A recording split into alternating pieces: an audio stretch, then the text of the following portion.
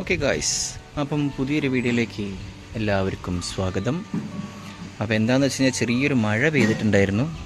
പക്ഷേ അത് കുറച്ച് നേരം ചെറിയൊരു മഴയുടെ കാലാവസ്ഥയുണ്ട് കേട്ടോ. പക്ഷെ അവർ രണ്ടാളും അങ്ങോട്ടേക്ക് പോയിട്ടുണ്ട്. ഇന്ന് എന്താണെന്ന് വെച്ച് കഴിഞ്ഞാൽ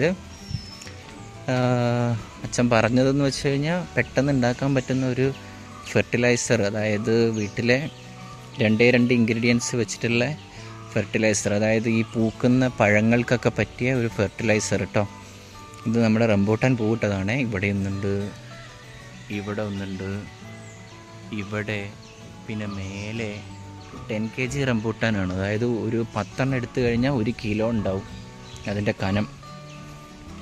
ഓക്കെ, അപ്പം എന്തൊക്കെയാണ് ഇൻഗ്രീഡിയൻസ് എന്നൊക്കെ അച്ഛൻ കാണിച്ചു തരും.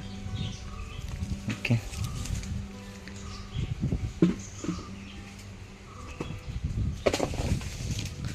ഹായ് ഗായ്സ്, ഞാൻ വന്നു. അമ്മ എന്താ നോക്കുന്നു?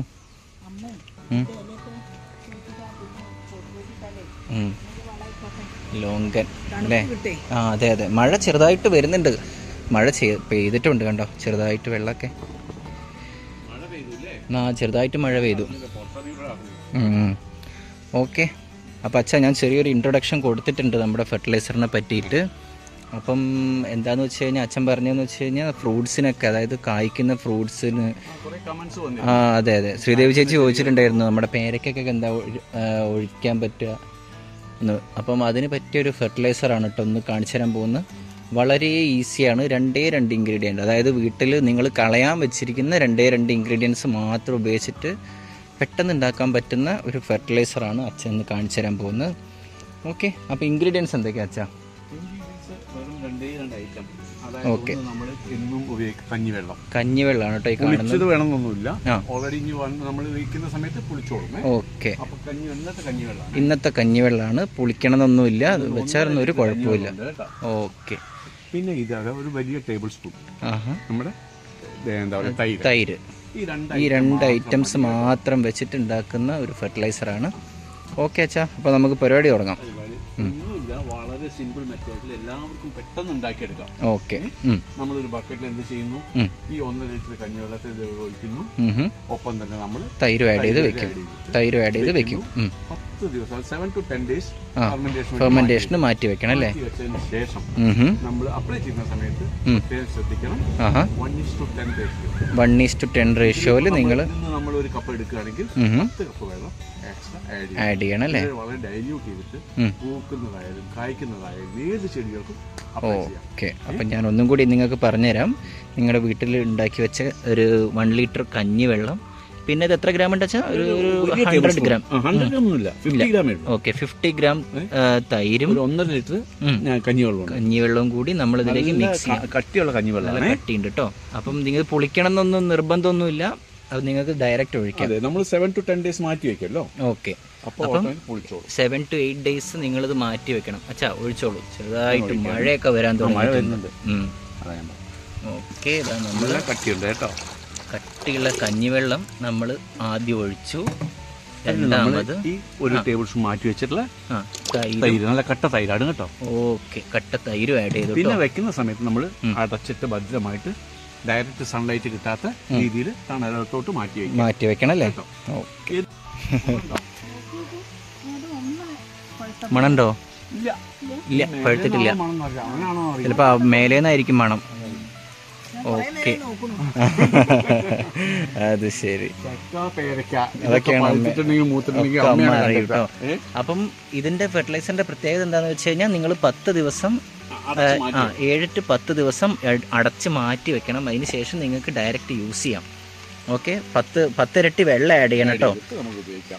ഓക്കെ, ഇതിനുള്ളതെന്ന് പറഞ്ഞു കഴിഞ്ഞാൽ നമ്മൾ ഉപയോഗിച്ച സംഭവങ്ങൾ എന്ന് പറഞ്ഞാൽ ഒന്ന് ഇതാണ്, തൈരാണ്. ഗൈസ്, അപ്പം അവിടെ ഞങ്ങൾ വളം ഉണ്ടാക്കിക്കൊണ്ടിരിക്കുമ്പോൾ നല്ല മഴ പെയ്തു. അപ്പോൾ ഞങ്ങൾ ഇങ്ങോട്ടേക്ക് പോന്നു. കാണിച്ചു തരാം, കണ്ട മുറ്റൊക്കെ നനഞ്ഞു. അപ്പം ആ വളത്തിൻ്റെ സ്പെഷ്യാലിറ്റീസ് അച്ഛൻ പറഞ്ഞുതരും.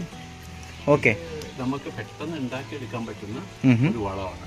ഓക്കെ, സാധനം വീട്ടിൽ സുലഭമായിട്ട് കിട്ടും. അതെ, എല്ലാവരും വേസ്റ്റ് ആയിട്ട് കളയുന്നതാണ് ഇതൊക്കെ. കഞ്ഞിവെള്ളം തൈരും. വലിയൊരു കോസ്റ്റ്ലി എന്ന് പറയാൻ പറ്റും. കോസ്റ്റ്ലി അല്ല, ഭയങ്കര ഫ്രീ ആയിട്ട് ഉണ്ടാക്കാൻ പറ്റുന്നതാണ്, പക്ഷെ ഭയങ്കര പവർഫുള്ളും ആണ്. പവർഫുൾ ആണ്. അത് പ്രത്യേകം റേഷ്യോ ശ്രദ്ധിക്കണം. 1:10 ആണ്. 1:10 റേഷ്യോയിൽ ഉറപ്പായിട്ട് നിങ്ങൾ ഡൈല്യൂട്ട് ചെയ്തിരിക്കണം. നമ്മൾ ആ മിശ്രിതം ഉണ്ടല്ലോ, ഒരു കപ്പ് എടുക്കുകയാണെങ്കിൽ 10 കപ്പ് വെള്ളം ആഡ് ചെയ്തിരിക്കണം അല്ലേ. എന്നിട്ട് ചെടികൾക്ക് നമ്മൾ പൂക്കുന്നതായാലും കായ്ക്കുന്നതായാലും എല്ലാ ചെടികളിലും കീഴിൽ നമ്മൾ അപ്ലൈ ചെയ്യാം. തളിക്കരുത്, ഇലയുടെ മുകളിൽ തളിക്കരുത് അല്ലേ, കടയിൽ ഒഴിക്കണം. വേരിനൊക്കെ ഗ്രോത്ത് ഉണ്ടാവുന്നത്. ഡ്യൂറേഷൻ എന്ന് പറഞ്ഞാൽ 1 മാസത്തിൽ 2 പ്രാവശ്യം ഒഴിക്കാവും. 1 മാസത്തിൽ 2 വട്ടം അല്ലേ. ഈ തൈരിലടങ്ങിയ ലാക്ടോബാസിലസ് ബാക്ടീരിയ ഉണ്ടല്ലോ, അത് നമ്മുടെ ഈ വേണ്ടാത്ത ഫംഗസിനൊക്കെ തൂത്ത് കളയും. അതാണ് മെയിൻ ആയിട്ട് തൈര് ആഡ് ചെയ്യുന്നതിന്റെ ഉദ്ദേശം.